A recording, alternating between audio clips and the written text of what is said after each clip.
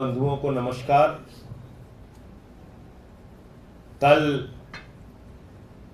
एक ऐतिहासिक फैसला माननीय न्यायालय का आया और आज उसके आदेश को लगभग 12 बजे अपलोड किया गया, उसकी कॉपी दी गई और ट्रायल कोर्ट का जो आदेश है, अगर आप उसको पढ़ेंगे तो बीजेपी के सरकार की भूमिका और बीजेपी सरकार द्वारा संचालित ईडी की भूमिका पूरी तरीके से इस देश के सामने बेनकाब होती है। कोर्ट का आदेश ये साफ तौर पे बता रहा है कि ईडी मनगढ़ंत तरीके से तथ्यों को हमारे खिलाफ इकट्ठा कर रही है। ईडी मनगढ़ंत तरीके से जो कागजात वो अपने पक्ष में बनवाते हैं उसको न्यायालय के सामने प्रस्तुत करते हैं, यानी कि दबाव में बयान लिए जाते हैं, गिरफ्तारियां की जाती हैं, सरकारी गवाह बनाए जाते हैं और उसके आधार पर केजरीवाल को गिरफ्तार किया जाता है। जो बयान लगता है कि केजरीवाल को फंसाने के लिए जरूरी है, वो बयान कोर्ट के सामने प्रस्तुत किया जाता है। जो उनके पक्ष में है वो छिपा लिया जाता है।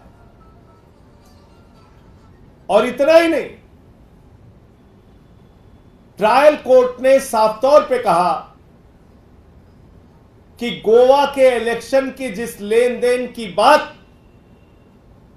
ईडी के द्वारा की जा रही है उसका कोई तथ्य और प्रमाण, कोई मनी ट्रेल और सबूत प्रस्तुत नहीं किया गया है।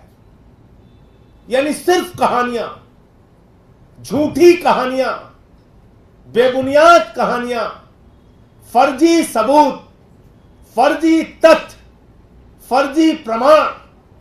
और मकसद क्या है? अरविंद केजरीवाल की राजनीति को खत्म करना, आम आदमी पार्टी की राजनीति को खत्म करना। बहुत साफ तौर पे मकसद है।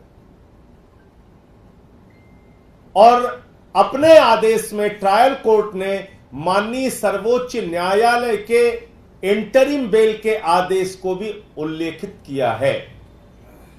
और वो क्या है? वो आदेश से कहता है कि अरविंद केजरीवाल का कोई आपराधिक इतिहास नहीं है, अरविंद केजरीवाल समाज के लिए कोई खतरा नहीं है, अरविंद केजरीवाल इस मामले में, इस पूरे मामले में 2022 अगस्त से मामला पेंडिंग है, अरविंद केजरीवाल का नाम सीबीआई की एफआईआर में नहीं है, अरविंद केजरीवाल 21 मार्च 2024 को अरेस्ट किए गए और उनकी गिरफ्तारी वैध है या अवैध है, यह मामला अभी भी माननीय सर्वोच्च न्यायालय के समक्ष विचाराधीन है।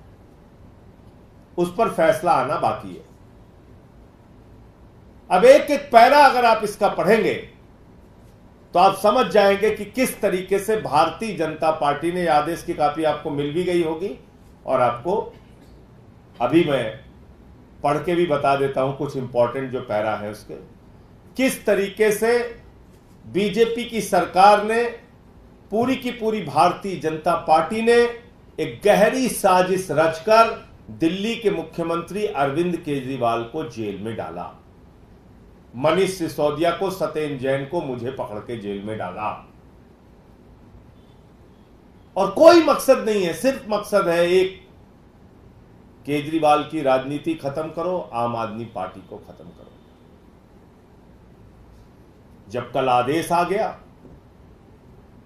तो पूरी की पूरी ईडी सदमे में चली गई। सदमे से बेचारे निकल ही नहीं पा रहे थे।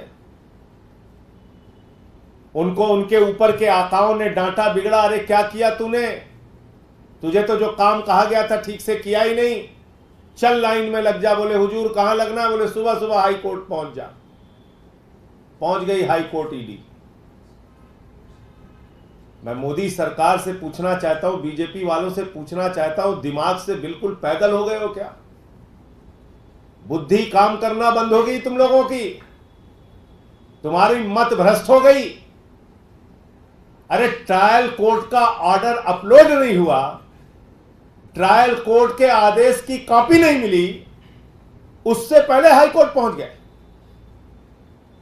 कभी आज तक भारत के न्यायपालिका के इतिहास में आपने ऐसा सुना हो तो बताइए। मैं चुनौती देके कहना चाहता हूं, किसी न्यायालय के आदेश की कॉपी तक नहीं मिली, आदेश में क्या लिखा है यह जज साहब को मालूम ही नहीं है, ईडी को भी नहीं मालूम है, और उससे पहले ईडी हाई कोर्ट पहुंच गई कि साहब केजरीवाल की रिहाई पर रोक लगाइए। ये क्या हो रहा है इस देश में? प्रधानमंत्री जी, क्या आप ऐसे देश की न्याय व्यवस्था चलाएंगे? अपनी जांच एजेंसियों को इस तरह से कानून का माखौल उड़ाने के लिए हमेशा आगे करते रहेंगे? इन जांच एजेंसियों के पीछे खड़े होकर आप कितने घिनौने खेल रचना चाहते हैं प्रधानमंत्री जी? कल तक बीजेपी वाले कहते थे देखो बेल नहीं हुई, देखो बेल नहीं हुई, देखो बेल नहीं हुई। अब बेल हो गई तो बगैर आदेश के उसको रुकवाने पहुंच गए, बगैर आदेश के रुकवाने पहुंच गए। और मैं समझता हूं कि माननीय हाई कोर्ट निश्चित रूप से इस बात का संज्ञान लेगा कि ट्रायल कोर्ट के आदेश में क्या क्या बातें लिखी गई हैं और किस आधार पर अरविंद केजरीवाल जी को जमानत दी गई है। उनके जमानत का एक मजबूत पुख्ता आधार है, और यहां तक कि माननीय सर्वोच्च न्यायालय के मुख्य न्यायाधीश को भी ट्रायल कोर्ट की जज ने अपने ऑर्डर में उनके कथन को लिखा है। और वो कथन क्या है सीजीआई महोदय का? देश के मुख्य न्यायाधीश ने ट्रायल कोर्ट्स और डिस्ट्रिक्ट कोर्ट्स के जजों का एक सम्मेलन जो हुआ था उसमें कहा था मुख्य न्यायाधीश महोदय ने कि ट्रायल कोर्ट में बेल के मामले में लोगों को निर्णय नहीं मिल पाता, जिसके कारण हाई कोर्ट और सुप्रीम कोर्ट के पास बहुत सारे बेल के केसेस पेंडिंग हैं। तो ये चिंता जाहिर की थी देश के मुख्य न्यायाधीश ने भी कि ट्रायल कोर्ट्स के पास जो अधिकार है बेल देने का, वो शायद सही तरीके से अगर सदुपयोग हो उसका, तो इतने मामले पेंडिंग नहीं रहेंगे बेल के हाई कोर्ट और सुप्रीम कोर्ट के सामने। उसका भी उल्लेख अपने ऑर्डर में किया है। अब जो सबसे इंपॉर्टेंट पैरा है 28 इस ऑर्डर का,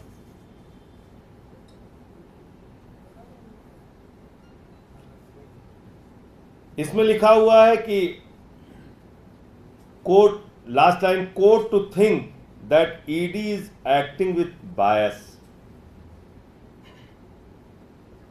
इसमें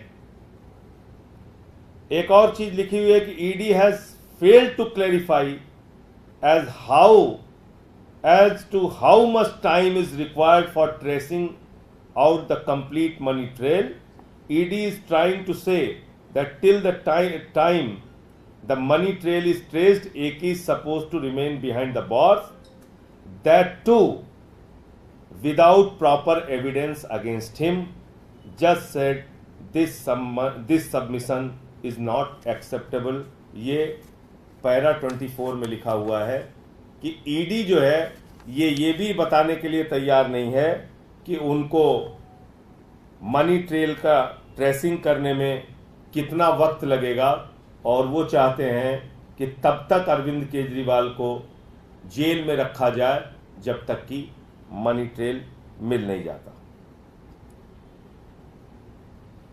इसमें एक लाइन है, ED is silent on how the proceeds of crime have been utilised by AAP in Goa elections.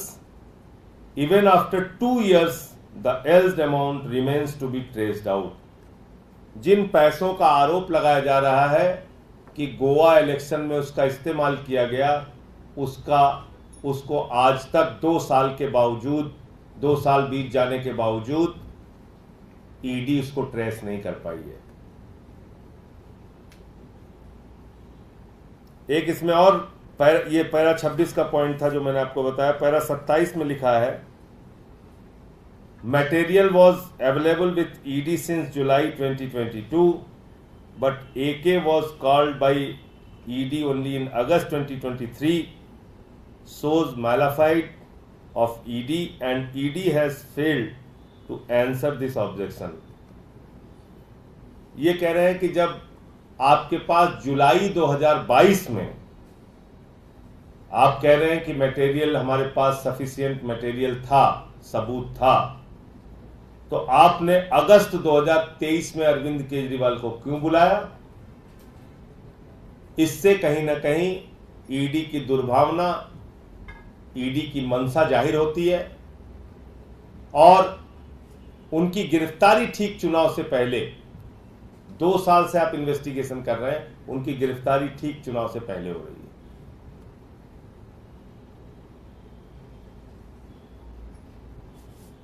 Arvind Kejriwal का नाम सीबीआई की एफआईआर में नहीं था। ये सारे पॉइंट्स दिए गए हैं।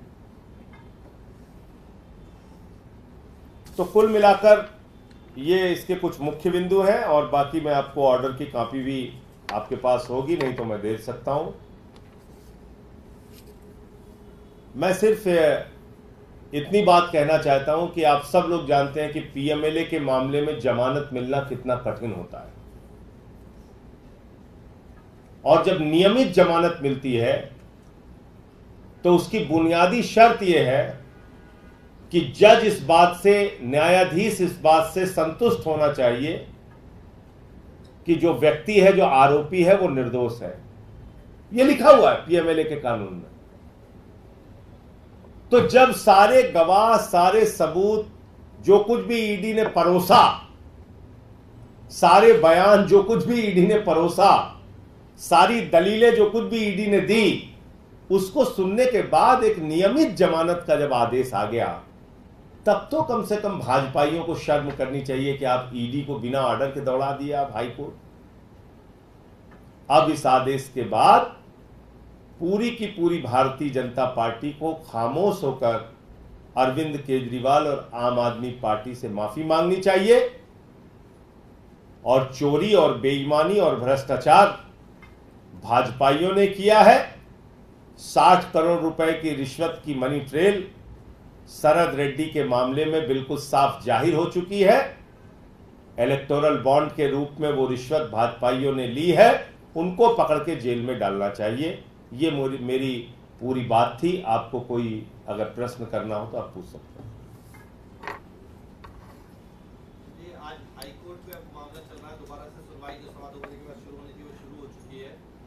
कितनी उम्मीदें आपको लग रही हैं और कब तक लगता है कि अरविंद केजरीवाल बाहर आ पाएंगे? देखिए, मुझे लगता है कि जिस तरह का आदेश है ट्रायल कोर्ट का, इस आदेश को देखने के बाद ईडी के पक्ष में कहीं से भी कोई फैसला आएगा ऐसा मुझे नहीं लगता। और माननीय उच्च न्यायालय भी इन बातों को जरूर देखेगा। जो आदेश आया है ट्रायल कोर्ट का, वो अपने आप में सारी बातें बयान कर रहा है। आप